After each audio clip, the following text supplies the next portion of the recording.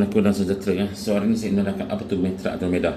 So dalam dunia Facebook Ads sekarang atau Meta Ads ramai berkata tentang sibuk lah berkata tentang Meta Andromeda. So sebenarnya Meta Andromeda ni telah lama diimplement oleh Meta sejak pada Disember 2024 lah, tetapi belum secara menyeluruh. Dan pada tahun ini ramai yang telah mula memperkatakan perkara ini dan mengatakan Meta Andromeda ini berfungsi dengan baik. Ini saya tak dangkalkan kerana sejak setahun yang lalu Meta telah buat berbagai perbaikan untuk Meta Andromeda dia. Apa tu Meta Andromeda? So Meta Andromeda adalah dalam konteks Meta Ads merujuk kepada sistem AI, iaitu kecerdasan buatan canggih milik Meta yang digunakan untuk mengoptimumkan prestasi iklan di platform Meta seperti Facebook, Instagram dan Audience Network lah. So secara ringkas dia kata Andromeda ni adalah otak AI di belakang Meta Ads. Ini bermaksud segala anda punya iklan yang dilakukan di Meta Ads akan diuruskan oleh AI.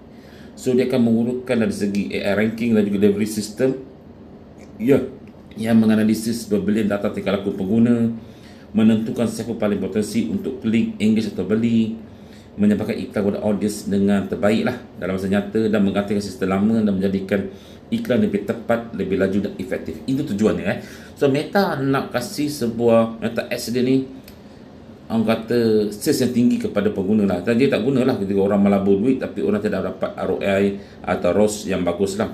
So mereka telah upgrade kan dan menggunakan AI atau sebagai machine learning untuk memastikan kita punya iklan adalah bagus.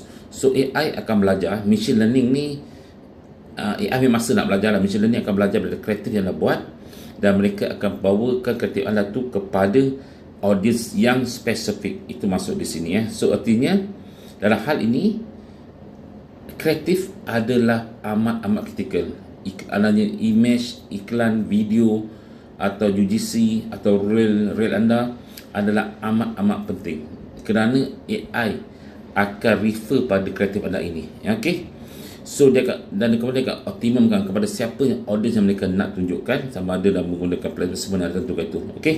Ini adalah Meta Andromeda. Faham saya tak langsung di mana dulu Meta ni kita base audience, kan tidak. Sekarang Meta Ads kan refer pada kreatif anda. Okey. So di sini saya ingin jelaskan lebih lanjut lagi, lebih teliti, lebih mendalam apa perbezaan Meta Ads yang lama dengan Meta Ads terbaru lah. So ini adalah data table yang diberikan oleh mereka, dan saya terangkan apakah dia punya orang kata logik di sini So yang pertama dan fokus utama dalam Meta Ads dahulu adalah kita mencari targeting atau interest. Alright. So artinya kita akan pilih audience yang sesuai supaya Meta cari audience ini dan hantarkan signal kepada Meta Ads untuk cari berdasarkan data-data yang mereka ada lah. Dan kedua, dan kali ini targeting atau interest tidak lagi diguna pakai. Sekarang ni kalau kita cari audience, kita guna broad saja dan ini telah dilakukan sejak lama dahulu sejak 2 tahun lalu dah ada, dan sekarang dispesifikkan guna broad saja kerana dalam Meta Ads Andromeda ini mereka akan fokus kepada kreatif anda punya kreatif, dan bagi signal pada AI cari orang yang kreatif yang sesuai untuk benda ni. Okey, itu penting kat situ Dan peranan AI dulu adalah minimum lah, di mana based on data algoritma saja, tetapi kini AI adalah dominan. Andromeda akan melakukan segala-gala untuk awak. Dia akan pastikan audience yang tepat untuk awak, untuk pastikan sales adalah tinggi. Ini adalah peranan AI sekarang untuk Meta Ads. Dan yang paling penting saya tekan tadi berulang-ulang hari ini, apa yang uji? Dulu kita uji audience kita akan buat asset kita akan pecahkan beberapa asset, buat targeting seperti specific targeting, look alike, custom audience, semua kita buat begitu kan. Tapi tidak perlu sekarang, hanya perlu buat untuk kreatif saja dengan hook, format dan angle yang bagus lah. Itu biasalah, yang telah beritahu sejak dulu lagi, kena hook dalam 3 saat kena ada lah, itu normal lah. Dan mengenai audience pula, saya kata tadi dulu spesifik dan kini broad dan advantage. Alright. Dan interest targeting dulu penting, sekarang tidak penting So dari segi apa yang tunjukkan dari segi audience, interest targeting, ada look alike dia tunjuk di sini adalah tidak penting sekarang Semua penting kepada kreatif. Ingat saya buat ayat berkali-kali kreatif adalah penting. Alright. Okey, dulu kita perlu jumlah aset. Kenapa dulu jumlah aset kita lebih kurang 5 hingga 10 aset kita boleh buat, kerana kita based on audience. Alright. Tapi kini audience kita guna broad saja. Satu aset pun sudah cukup atau dua aset pun cukup. Tapi untuk saya, Meta Acromeda menggalakkan satu aset saja, dan ads itulah kreatif anda adalah banyak. Okey. Manakala sesuatu campaign seperti biasa, anda pilih objektif sales ke trafik ke apa saja, follow seperti biasa, tak perlu apa-apa, dan dia memudahkan anda sekarang tak perlu pening kepala tentang campaign, tentang aset, tak perlu pening kepala tentang benda tu. Anda pening kepala tentang ads atau kreatif anda saja. Mudah sekarang. Kalau ikut pada Meta Acromeda ini amat mudah, di mana anda hanya fokus pada anda punya kreatif. Alright. Ini dah cerita tentang kreatif. Dulu 1-2 iklan, kini dia minta 3 hingga 8 iklan untuk per ads. So kalau ikutkan apa yang berlaku sekarang ni, kebanyakan advertiser Meta Ads tak letak 3 atau 5, sekarang dia letak 10 hingga 20 ads untuk kasihkan machine learning Meta Ads untuk belajar apa yang produk mereka jualkan. So yang ini sekarang banyak letak 100 ads pun ada juga. Okey. Jenis kreatif tu biasalah, ini dari dulu lagi, dari 2 tahun lalu memang Meta Ads memilih video, UGC, raw feed dan image lah. Ini dah lama lah, cuma kita tekankan kembali dan ditekankan secara kuat kali ini. Mengenai hook pula, biasalah dari dulu lagi beritahu, 3 saat pertama ada ketika sejak wujudnya real TikTok kan. So adalah amat penting 3 saat pertama untuk tarik orang untuk melihat video anda yang berdurasi 15 hingga 20 saat lah biasanya. Copywriting dulu adalah panjang teknikal, kini dia kata ringkas emosi to the point. Untuk saya copywriting ini kekal pada panjang dan panjang, tak masalah kalau panjang, dia tak ada terringkas kerana AI nak baca apakah anda punya S ni berkenaan. Betul. Kalau anda beli ke copywriting yang pendek, memang dia galakkan pendek agak sukar untuk mereka memahami apakah tujuan iklan ni. So contoh anda mensasarkan marketplace, pengguna-pengguna marketplace untuk beli produk anda, tetapi anda tulis pendek sangat, AI tak faham. So kita tulis panjang tak masalah, so di sini tidak ada masalah, tetapi digalakkan ringkas dan terus ke the point lah. Okey, itu pemahaman anda. Alright. Data pixel. So data pixel ni ialah jika ada punya website, of course data pixel dah penting lah. Signal convention itu sales menjadi orang kata sumber yang kuat untuk machine learning AI untuk belajar lah. Alright. So learning pace ini untuk saya sama saja, di mana jika kreatif anda banyak, secara tak langsung alanya learning pace akan cepat lah, tak lambat lah. Dulu campaign memang lambat lah, okey. Tapi kalau sekarang berkaitan pada kreatif anda banyak, machine learning belajar cepat, alanya learning pace akan menjadi lebih cepat. Okey, cara skill So skill kita dulu kita tambah asset lah, mana kita mengkaji audience. Saya betul dulu bila audience kita, dari segi audience kita akan buat custom audience, dari custom audience kita buat look alike, kita akan tambah asset kita kat situ. Tetapi kini kita hanya akan tambahkan kita punya winning kreatif kita. Winning kreatif yang paling banyak tengok, kita akan scale up kan dia. Alright. Iklan yang boleh kill lah, yang fatik So dulu campaign lambat lah nak fatik, sekarang cepat. Disebab apa? Kreatif kita banyak, so ada iklan yang tak sesuai tu jadi fatik dan kita kena buang lah. So yang ini tak ada masalah, kita akan tambah iklan semasa lah. Okey. Manakala yang paling penting adalah kos permulaan lah. Dulu waktu campaign RM20, RM30 boleh sebab kita punya ads adalah sedikit. Tapi sejak Meta Acromeda ini menggalakkan buat kreatif, tentu kita memerlukan at least pun 5 kreatif perlu ada. Kalau ada banyak kreatif yang bagus, yang winning, kita tak 10 kan. So bila kita tak 10 kreatif secara automatik kita punya bids untuk harga, untuk Facebook Ads, untuk pecah-pecahkan dan kaji setiap kreatif ini, membuatkan kos itu menjadi lebih tinggi tetapi nampak macam tinggi, tetapi apabila dalam 5 hari je tu dia telah study, dia akan jumpa winning punya ads. So dia akan turun lah. Permulaan anda kena bakar duit dulu. Ini Meta Acromeda punya cara. Alright. Dalam kos jangka panjang, dulu CPA naik lah, sekarang CPA turun, memulakan naik mencana, tapi akan turun bila jumpa winning kreatif sama saja macam dulu. CPM pun sama juga. Roche dia kata lebih scalable lah, lebih dulu suka nak konsisten ROS kan lebih scalable. Sebab apa scalable?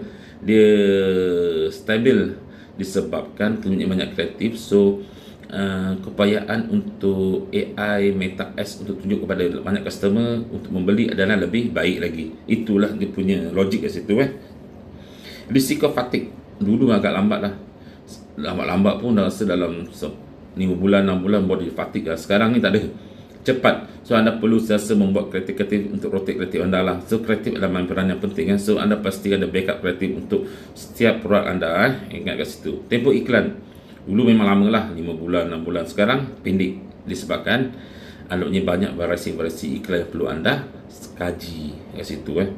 So peranan marketer, kita peranan marketer sekarang kita dulu set dan monitor. Sekarang kreatif strategis. Yes, kreatif main peranan lagi. So artinya peranan marketer memastikan anda punya kreatif adalah terbaik. Dan faktor menang-menang adalah dulu kita face pada audience, dan kini kita face pada kreatif dan data. So cek data kita lah, CPR kita, CPM kita cukup tak cukup. Dari segi monitoring data adalah sama saja, cuma monitoring data kita lebih pada kreatif kita sebenarnya. Okey, inilah yang tunjukkan oleh secara apakah itu Meta Andromeda. So Meta Andromeda ini secara tiada, there is no rules in campaign structure.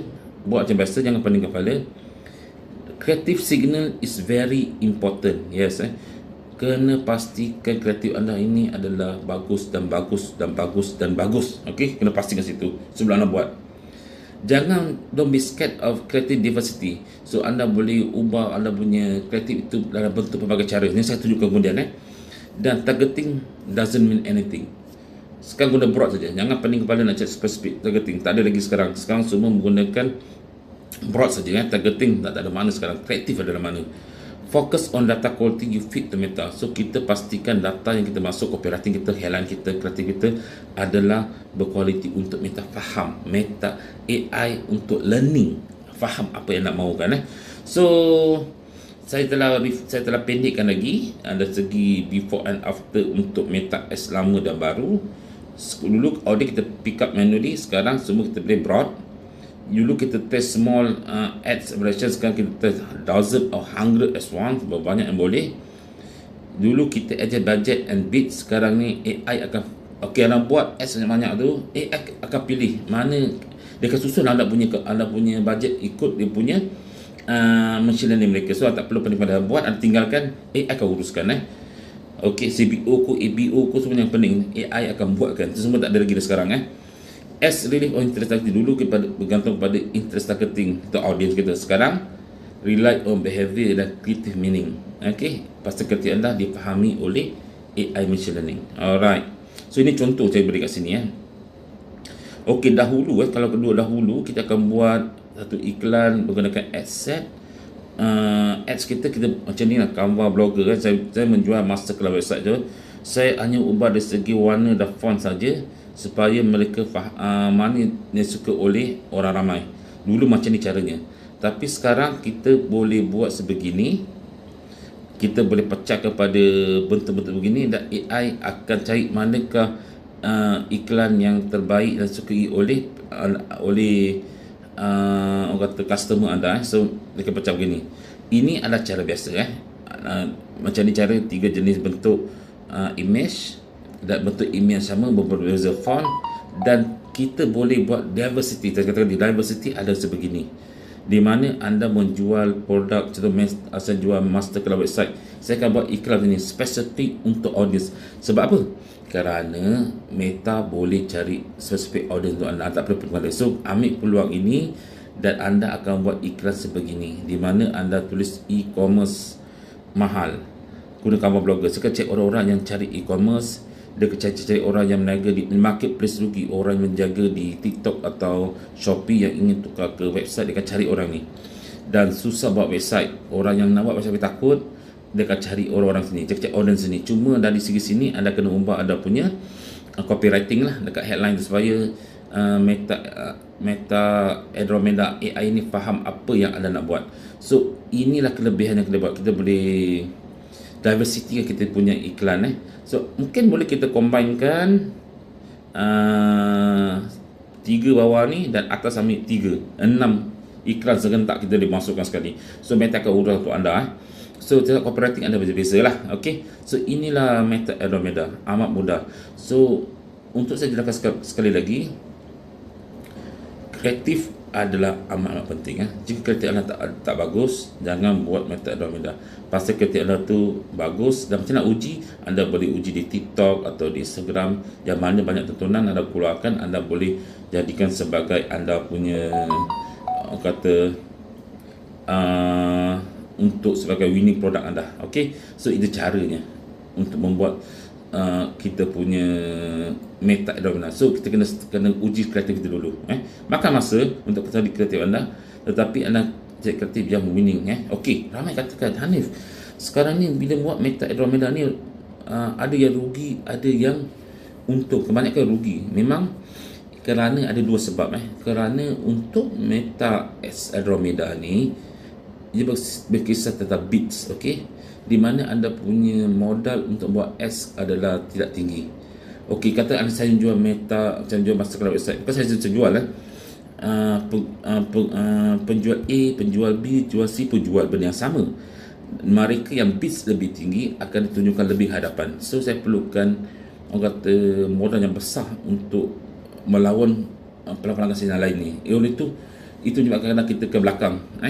Tidak dapat ditunjukkan lebih banyak kerana Facebook X atau Meta S ni dia punya iklan bergantung kepada bit.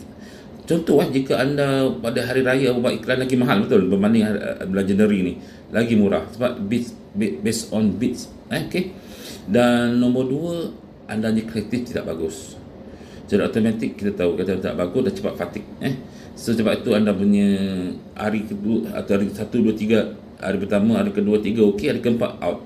Disebabkan anda punya kreatif tidak bagus, anda terburu-buru buat kreatif anda. So kena kasih kreatif anda tu bagus, study betul-betul, prepare banyak kreatif, baru buat meta Andromeda punya iklan menggunakan AI machine learning. So sekarang memang dah 100 Meta Ads minta anda menggunakan meta Andromeda, dan inilah caranya. Tapi anda jangan risau, saya akan buat satu video lagi untuk menunjukkan bagaimana untuk membuat meta Andromeda.